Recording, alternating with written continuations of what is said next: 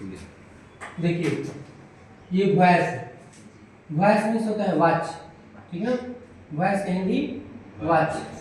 Definition, voice is a form of verb which determines the value of subject और object in the sentence. अर्थात वाच्य क्रिया का वह रूप है, क्रिया का वह रूप है जो वाक्य में कर्ता और कर्म को निर्धारित करता है, यानी बताता है कि पहले कर्ता आ रहा है या कर्म आ रहा है, ठीक।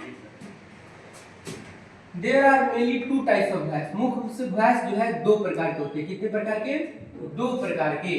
पहला एक्टिव वॉइस मतलब कर्तृवाच्य, और दूसरा पैसिव वॉइस यानी कर्मवाच्य।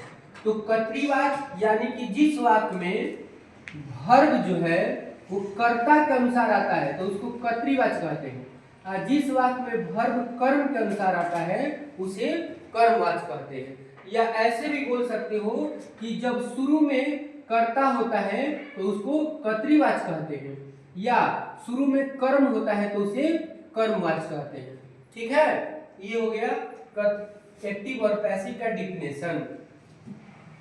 इसके अलावा एक होता है सेमी पैसिव वॉइस भी होता है, ठीक ना। तो इसको बाद में हम बताएंगे, पहले ये समझा लें, ठीक है। अब देखो, जिसका टेंस क्लियर है वही वॉइस को बना सकता है, जिसका टेंस क्लियर नहीं है तो वॉइस नहीं बनेगा, ठीक। तो हम आप लोगों को पढ़ा चुके हैं टेंस, देखते हैं कितना ज्ञान रखते हैं। प्रेजेंट इंडेफिनिट टेंस हो गया, तो इसमें वॉइस को पहचानना होता है, ये इसका स्ट्रक्चर हो गया रूल बनाने का। ऑब्जेक्ट के अनुसार इज एम आर, उसके बाद V3 बाई प्लस सब्जेक्ट, ठीक। जैसे प्रश्न हो गया example, you eat a mango, यहां समझिए यू ईट ए मैंगो, तो ये कैसे पहचान में आएगा कि ये वाक्य जो है वो इसी रूल के अनुसार बनेगा। तो यहाँ पर लिखे हैं प्रेजेंट इंडेफिनिट टेंस, यानी कि जब वाक्य जो है यानी कि active voice present indefinite tense में रहेगा। प्रेजेंट इंडेफिनिट टेंस यानी कि टेंस कैसे पहचान में आता है? क्रिया के रूप से। अगर क्रिया का रूप यहाँ पर, ठीक ना, V1 है या V5 है तो समझ लीजिए कि ये प्रेजेंट इंडेफिनिट टेंस है, V1 या V5, ठीक। हाँ, तो इसको हम लोग प्रेजेंट इंडेफिनिट समझेंगे और इस नियम पर बनाएंगे। ऑब्जेक्ट शुरू में लिखना है, तो ये हो गया सब्जेक्ट, ये हो गया वर्ब और ये हो गया ऑब्जेक्ट। तो ऑब्जेक्ट कौन है इसमें? मैंगो। तो मैंगो की संख्या कितनी है? ए है, तो ए मैंगो दोनों को एक साथ में लिखेंगे, तो ये हो गया ऑब्जेक्ट। रूल कह रहा है ना, ऑब्जेक्ट को लिख दिया ऑब्जेक्ट, और ऑब्जेक्ट के अनुसार इज एम आर तीनों में से किसी एक का प्रयोग करना है। तो ए मैंगो मैंने ए काम, तो ए काम के साथ क्या लगेगा?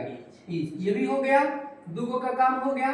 तीसरा V3, तो वर्ब क्रिया का तीसरा रूप, इट का तीसरा रूप क्या होता है?